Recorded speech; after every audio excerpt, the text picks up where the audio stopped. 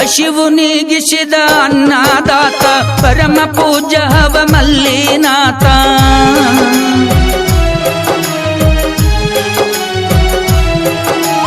ಹಸಿವು ನೀಗಿಸಿದ ಅನ್ನದಾತ ಪರಮ ಪೂಜ್ಯ ಹವ ಮಲ್ಲಿನಾಥ. ಹಸಿದು ಬಂದವರಿಗೆ ಆದರೂ ಸಾಕ್ಷಾತ್ ಭಗವಂತ.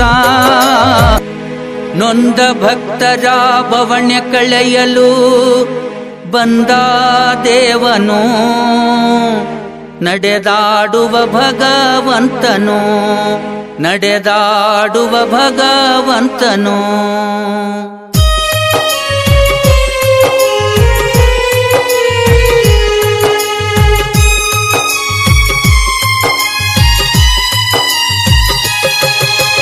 ನೊಂದ ಭಕ್ತರ ಬವಣೆ ಕಳೆಯಲು ಬಂದ ದೇವನು, ನಡೆದಾಡುವ